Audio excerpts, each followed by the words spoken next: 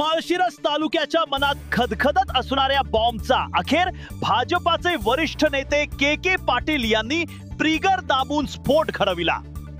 जिल्ह्याच्या काही भागात दबाव पट्टा निर्माण करून ज्यांनी कूटनीतीच्या राजकारणाला सुरुवात केली होती त्याचा पर्दाफाश या माध्यमातून झाला असून जिल्ह्यात मात्र यामुळे अति तीव्र रिस्टर स्केलच्या भूकंपाची नोंद झालेली दिसत आहे।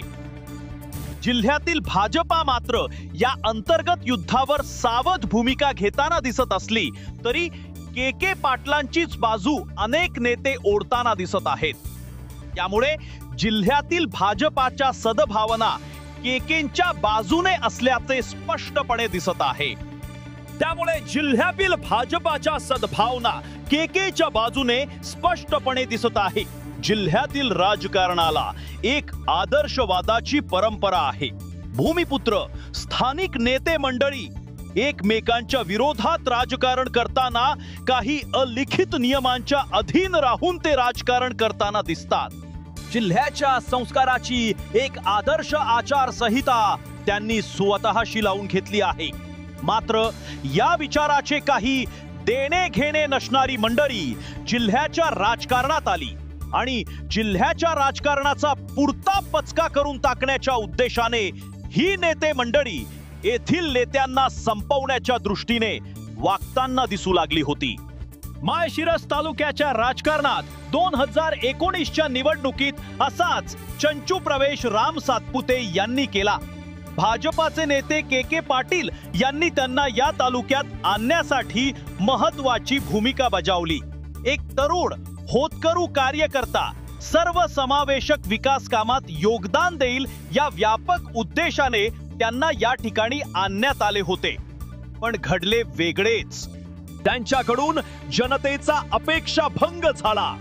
एवढेच नाही तर दमदाटी, हप्तेबाजी अशी अनेक त्यांची अंगे समोर येऊ लागली।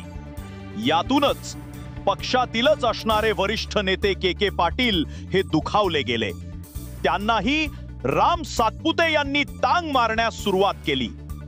ज्या मोहिते पाटलांनी त्यांना आमदार केले त्यांनाही ते कसेही वर्तन करून बोलू लागले।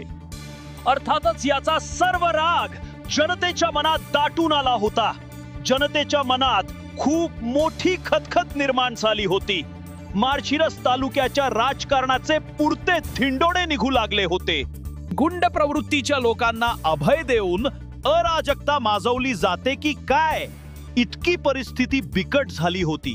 पण यावर बोलणार कोण हा खरा प्रश्न होता आणि भाजपाचेच वरिष्ठ नेते असणारे के पाटील यांनी या विरोधात आवाज उठवला तो जनतेचा आवाज होता। जनतेच्या मनातील खदखद केकेच्या रूपाने बाहेर पडली। मुळात के पाटील यांचे व्यक्तिमत्व मागील कित्येक वर्षापासून सोलापूर जिल्ह्याने पाहिले आहे।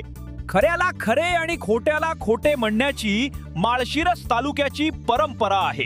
त्यामुळे के दादा जे बोलले ते त्रिवार सत्य असल्याच्या चर्चा सध्या लोकात जाहीरपणे ऐकायला मिळत आहेत। लोकांच्या मनातील खदखद के दादांनी बाहेर काढली याबद्दल त्यांच्या वक्तव्याचे तालुक्यात स्वागत देखील होताना दिसते आहे। जिल्ह्यातील भाजपाच्या नेते मंडळींना सुद्धा हे पर जिल्ह्यातील बी कसा आहे माहित आहे, पण बोलण्याचे कोणी धाडस करत नाही। ते धाडस के पाटलांनी दाखवले आहे। हप्ते वसुलीच्या माध्यमातून अधिकारी वर्गावर कशी दहशत माजवली जात आहे, गांजा प्रकरणात एका पोलिसाला कशा रीतीने 5 लाख मागितले, अशा सर्व घटनांचा के पाटलांनी पाढा वाचला। मुळात अशा चर्चा तालुक्याच्या आणि जिल्ह्याच्या राजकारणात चर्चेत होत्याच, पण यावर कोणीही जाहीर बोलताना दिसत नव्हते। के पाटलांनी अनेक लोकांच्या मनात असणाऱ्या या भूमिकेला वाचा फोडली। त्यांना खोटे ठरवण्यासाठी अनेक प्रयत्न होतीलही, पण तालुक्याच्या मनातील विषयाला त्यांनी न्याय दिला इतकेच।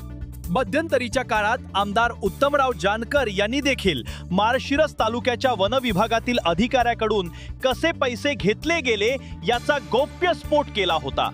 याचबरोबर सध्या तालुक्यातील अनेक मान्यवर मंडळी मध्ये होणाऱ्या संभाषणामध्ये देखील या माजी आमदाराचे कारनामे उघड होताना दिसत आहेत। अशाच ताज्या घडामोडींवरील रोखठोक राजकीय विश्लेषण जाणून घेण्यासाठी DS क्रिएशन चॅनलला सबस्क्राईब, लाईक, कमेंट करून शेअर करायला विसरू नका. धन्यवाद.